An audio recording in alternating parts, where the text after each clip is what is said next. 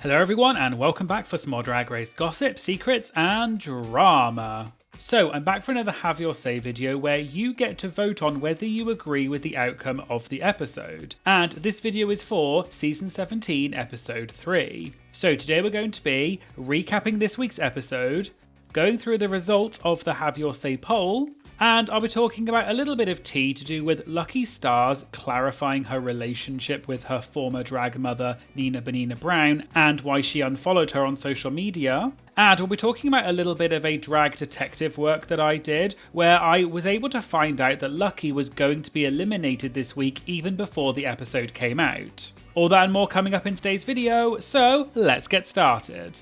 Okay, so let's start by recapping this week's episode. So the queens come back in after last week's non-elimination when Hormona was saved by using the lever, and as you can imagine, quite a few queens are not happy about it because they want to start having eliminations to get queens out. There was also a little bit of confrontation between Joella and Lana because in Untucked, Joella kind of was very honest with her opinions and said that she didn't really live that much for Lana in the performance, and she also said a few other things about other contestants as well, and Lana kind of confronted her about it. So the next day the queens come back into the workroom and they do a mini challenge, which is obviously sponsored by Monopoly.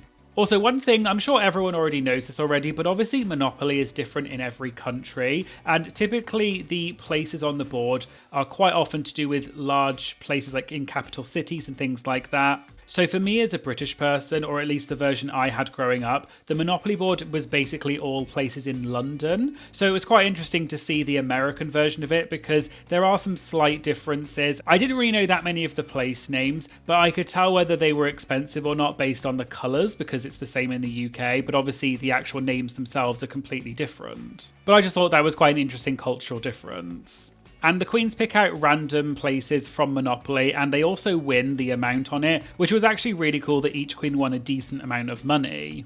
So we find out that this week's challenge is a design challenge and they get materials provided and it's based on the colours of the properties that they had from Monopoly.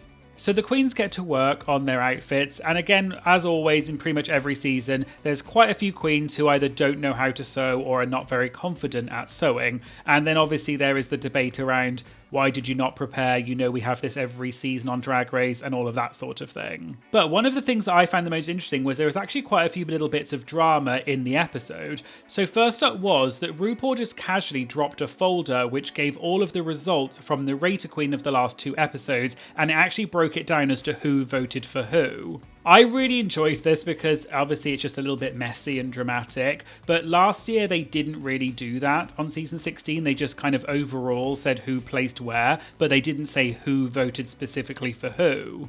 And it was interesting seeing some of the queens obviously confront other queens about it because obviously the receipts were right there. But I think mostly it was kind of obvious, and I think the queens themselves also knew who was going to be top and bottom. So it was interesting, but maybe not exactly massively mind-blowing. Another really interesting thing that actually kind of surprised me was that when we come back into the workroom the next day, we see that Hormona is ripping stones off her outfit, and we find out that Lexi Love had found out that Hormona was using stones or rhinestones on her outfit that she brought from home, and that's not allowed. So Hormona is actually told that she has to pick all of the stones off her outfit. And I thought this was really interesting because this is almost part of production as well as the show, because it's all about what's allowed and what isn't. And we haven't necessarily heard that much about that on Drag Race, so I thought this was actually really interesting. And this topic came up in my Roscoe's recap for this week, and there was a little bit of backstage tea about this to do with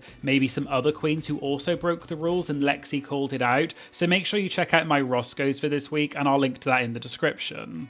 Also, while we're talking about the Roscoe's for this week, if you have watched it, you may remember that during my Roscoe's, because Joella was the guest, Joella was talking about the fact that she can't sew, but she did previously enter a local competition and she actually won the design part of it, and she had to make an outfit from things you find around the home. And I didn't include a picture of it in the video because I couldn't find it. However, I'd like to say thank you to one of my viewers called Luna, who got in touch with me on Instagram DM and actually sent me the link to the post that Joella had made with the photo of the outfit. So for those of you who are interested, this is the outfit that Joella won a competition with with for the design portion using things around the home. And Joella said if you saw the outfit you wouldn't like it, and she was kind of surprised that she won.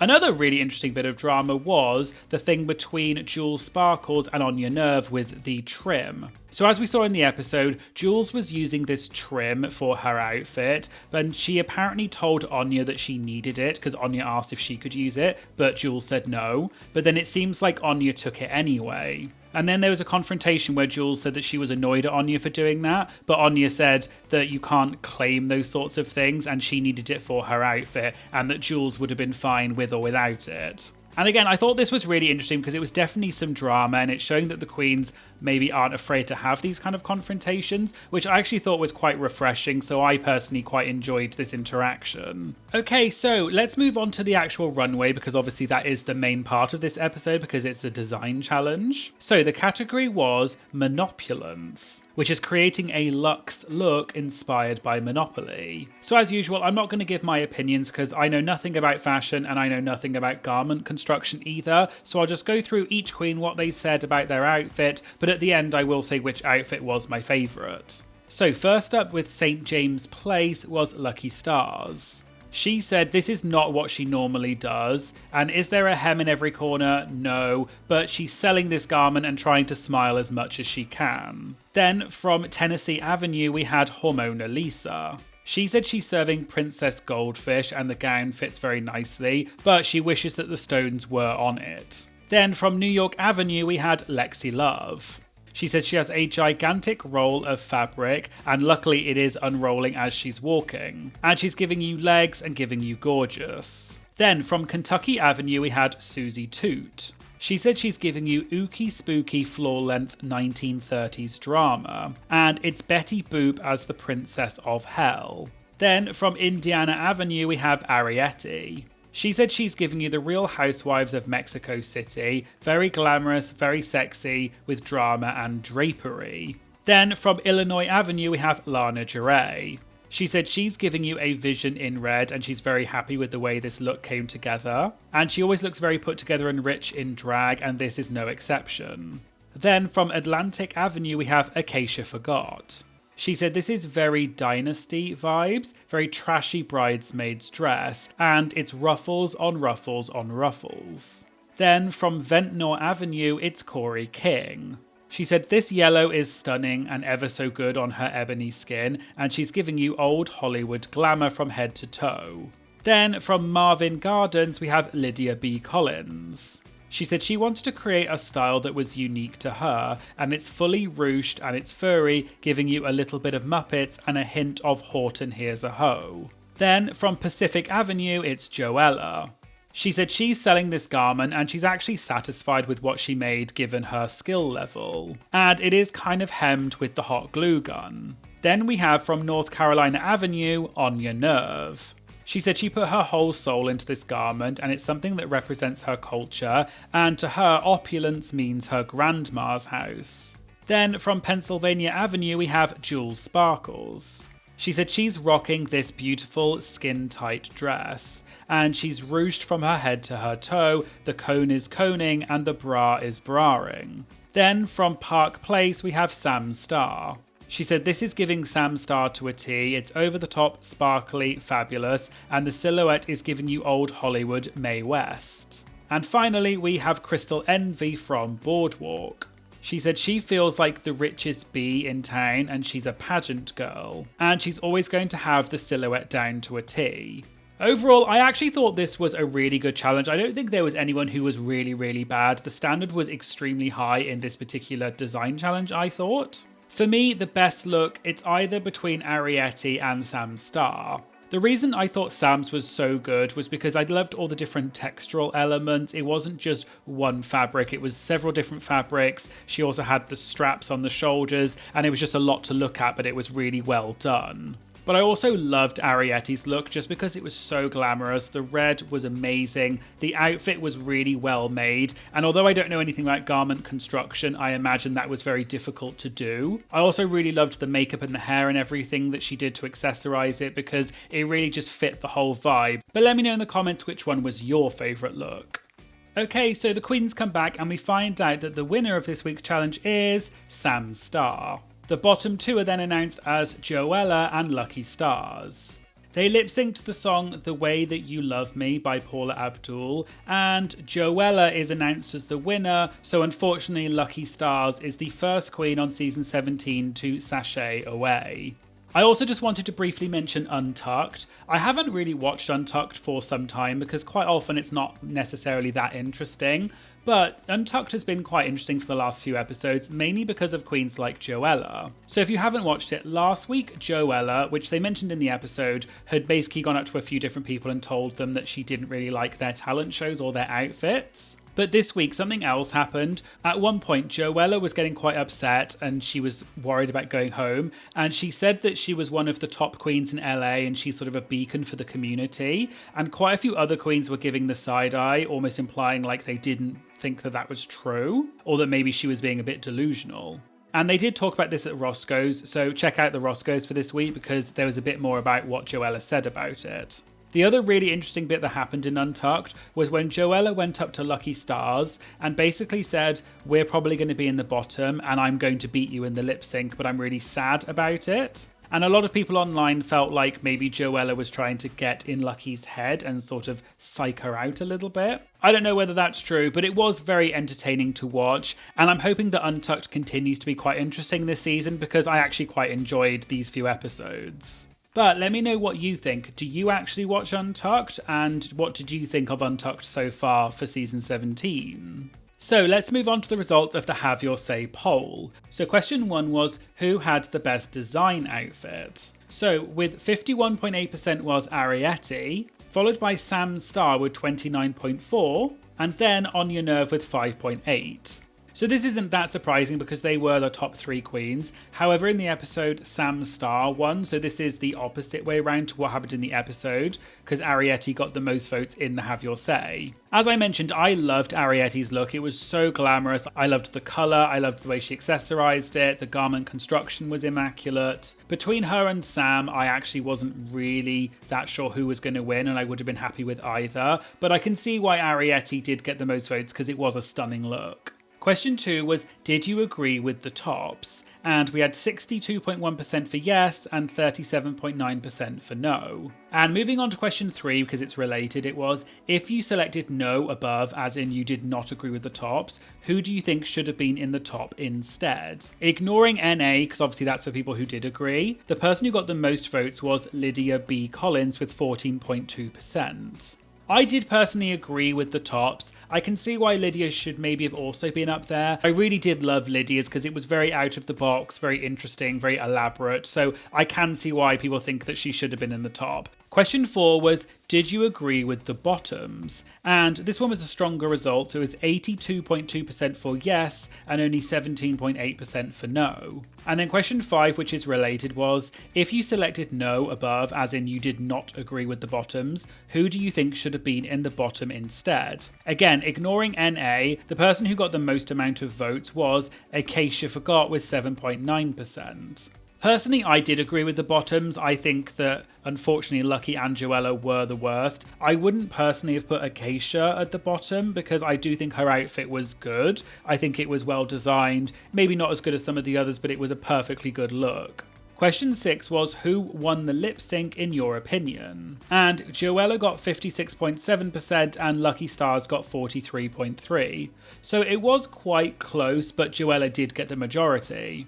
I will say this was not my favourite lip sync in general. I do think it was a little bit messy and maybe just not the most interesting that we've seen, but I think both of them were giving a good effort. I do think perhaps Joella was just maybe the slightly more engaging one from what we saw in the edit, and I did think, unfortunately, Lucky did look a bit defeated throughout the whole episode, which I can understand, and I felt really bad for Lucky, but I think that did kind of come across in the lip sync, whereas I think Joella just came across a lot more confident, so I can see why Joella did win the lip sync. But I was extremely sad and shocked, frankly, to see Lucky go home. And we'll discuss that a little bit later in the video because there was actually some tea about this, which I'll talk about at the end. And lastly, question 7 was, who is the front runner of the season based on what we've seen so far, or in other words, most likely to win or make it far in the competition? And perhaps unsurprisingly, we have Lexi Love with 67.4%. Then we have Susie Toot with 8.9 and Sam Starr with 8.3. So this is unchanged from last week pretty much. Lexi Love also came out on top. I can see that because I do really love Lexi. I think she's done well in every episode. She's really fun. She's definitely a fan favourite and I really enjoy what she does. And I can see why both Susie and Sam are quite high in this ranking because they both have also won challenges. But let me know what you think in the comments. Do you think Lexi has what it takes to win the season, or do you think someone else is going to overtake? Okay, so moving on to the comments, and there were a lot of comments this week, so I'll start with my Patreon comments. So my Patreon member Emmy said, "This is the most excited I've been for a season since probably 5+ years, and the first time I find every single queen of the cast entertaining, like I could watch the whole group until the end without getting bored." And perhaps on a similar note, my Patreon member Gardy said, "This episode and Untucked had all the drama, some gorgeous looks from the girls, and one of the saddest eliminations. Lucky had so much more to show, I hope the fans tip her well, top-notch drag race." And I agree with the point about this being a good season. I actually really am enjoying the season so far, and this was a very, very high standard challenge. I don't think anyone did badly, even queens like Joella and Lucky. Although they were in the bottom, I don't think personally their outfits were actually that bad. We've definitely seen much worse on Drag Race before. And then there were also, as you can imagine, a lot of comments about Lucky, particularly because of the elimination this week. So for example, my Patreon member Yael said, "I was so heartbroken to lose Lucky Starzzz. She was one of the few queens I was really excited to see more of her runways and more of her. The lip sync was very messy and I wouldn't have been surprised if they both went home. I think Joella was a production save. That lip sync was very crunchy." And in response to that, my Patreon member Riot commented saying, "I was devastated to see Lucky go, but that runway was a lot to take in. I wholeheartedly agree, the whole lip sync was messy and to such a great song. I really expected a double elimination." And my Patreon member Linda also replied and said, "I agree, they kept her as a pot stirrer. I really don't like it when the queens have to tell you they are all that. If you are talented, we will notice." And on a similar note to that, my Patreon member Jessica said, "I'm sad to see Lucky gone. I hope that we will see her again." Now going back to the original comment by Yael, I do agree, I was also really sad that Lucky went home. I really was excited about her. I was also very, very shocked that she went home because I thought she did so well in her talent show, and I just thought in general her looks were amazing, and I was very surprised to see her go home. The lip sync was a little bit messy, as we said. I don't think it was necessarily worthy of a double elimination, because I think they were both fine, but it wasn't the best compared to maybe some of the others we've had.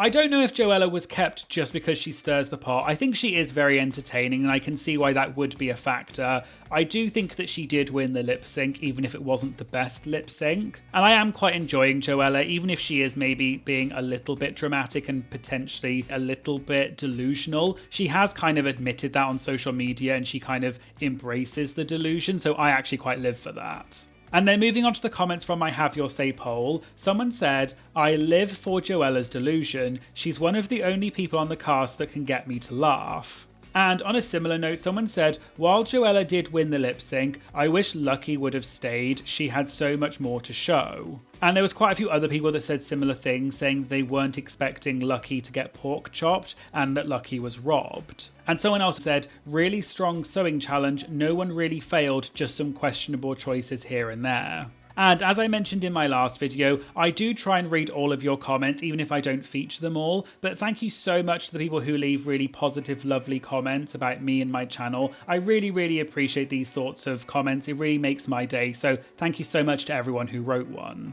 Okay, so moving on to a little bit of tea to do with this season. So obviously one of the big talking points this week was Lucky being eliminated, which was very shocking. And I did mention this in one of my previous videos, but before the season, there was quite a lot of talk about the drag families and the different people related to other previous contestants. And Lucky Starzzz was apparently the drag daughter of Nina Bonina Brown, who was on season 9. And I do think you can tell because they do have similarities in their drag because they're both very creative and use a lot of things like paper and cardboard and things like that. And Nina had talked in one of her videos saying that she and Lucky used to be close, but they don't really speak anymore. But as far as I am aware, I don't think Lucky had really said much about it. However, just after the episode came out, Lucky did a very interesting interview with Joey Nolfi of Entertainment Weekly, and in the interview, Lucky actually talked about her relationship with Nina Bonina Brown. And Lucky even said that Nina unfollowed her on social media. So when asked in the interview about the relationship with Nina, Lucky said, "I was sort of her drag daughter. I always saw her as my drag mum and mentor, but things changed when I got cast. We've had our ups and downs. When I auditioned, we weren't talking. She helped with my audition tape, but when the audition period started, we weren't talking, so I wasn't going to ask her, 'Hey, help me with the audition.' She was a support system when we started talking again. When I finally got the final call, she was supposed to help me prepare, but she kind of didn't, and I was mad. I tried to reach out to her, but it's like, why am I reaching out to you about your problem? It was just a bunch of weird, petty, dumb stuff. I didn't have time for that. I went, filmed, came back. I called her again, but I got so busy. Eventually, she unfollowed me. It was like a whole mess that didn't have to be so messy. I spoke to her like 3 days ago, actually, after months of not talking. I just want to be cordial. We're cordial, I think. I hope. I don't mind though, I'm not sitting here sobbing about it. It is what it is. I still have a lot of respect for her and respect for her art. I'm always going to be a fan, but I don't know, drag daughter / mother? I consider myself to be her drag abortion. I say that in a fun way." And I thought this was very interesting because Lucky hadn't really talked about Nina that much, so I just thought this was a very interesting explanation into their relationship. And Lucky also spilled some other things about her elimination and her time on the show in this interview with Joey Nolfi of Entertainment Weekly, so I recommend you go and check out the full article, and I'll leave a link to it in the description. Also, one of the other things I wanted to talk about was a little bit of drag detective work that I did last week, and I was able to kind of figure out that Lucky was going to get eliminated this week before the episode even happened. So I did talk about this exclusively on my Patreon last week, but now that the episode's happened, I'll talk about it here.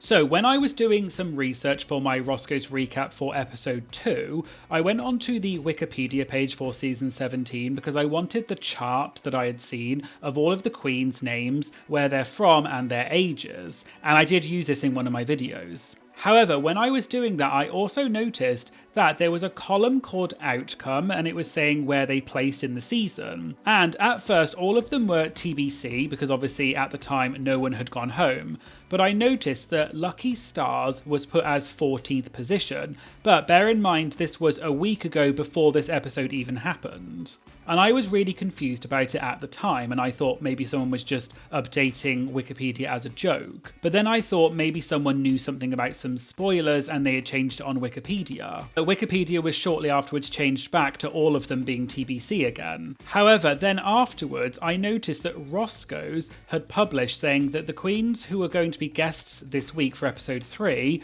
were Joella and Lucky Starzzz. And this then made me think maybe Lucky Starzzz is going to go home because of not only the Wikipedia, but also because she's going to be at Roscoe's. Because it's become a little bit of a running joke now that when the queens are at Roscoe's, it's usually because they're going home that episode or because they won. So every time a queen is at Roscoe's, people always joke that they must be going home. So because of that, I then realised that Lucky was probably going to go home this week. So when it did happen, I was very sad, but I also wasn't that shocked. But I think it just shows you that there clearly are spoilers out there, and I usually don't post or look at spoilers, but this one actually came about as a result of me doing research for these videos, and I just thought it was kind of interesting. So we'll see if anything else happens to do with spoilers and whether there's any other accurate predictions, but I don't usually post spoilers for that reason. And as I said, I did post about this exclusively last week on my Patreon, so make sure you go and check out my Patreon because I'll start posting other stuff like this as well if you're interested, like little tidbits of Drag Race knowledge that maybe you don't know about, or some spoilers and things like that. So I'll leave a link in the description for my Patreon for you to go and check out.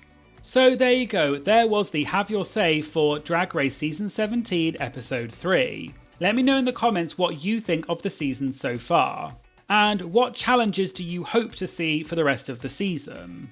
If you'd like to get exclusive benefits such as early access to my videos and having your comment featured in my Have Your Say videos, as well as many other benefits, please consider signing up to my Patreon. It just costs a few dollars a month. It really supports my channel and is such a huge lifeline to me and my channel. So please consider, and I'll put a link in the description. And I would just like to say thank you so much to my Patreon members. Your support is truly incredible. I am so humbled and so appreciative of all of your support. I really love seeing you Have Your Say comments. I really love this community that I've built on Patreon. So thank you all so much for supporting me. It really does mean more than you know. If you liked this video, please make sure you like and comment on the video because it really helps boost the algorithm and tell YouTube to promote this to other people. And please make sure you subscribe because it really makes a huge difference to my channel. So hit that subscribe button now. Thank you so much for watching, and I hope you'll join me again for some future videos. Thank you, bye!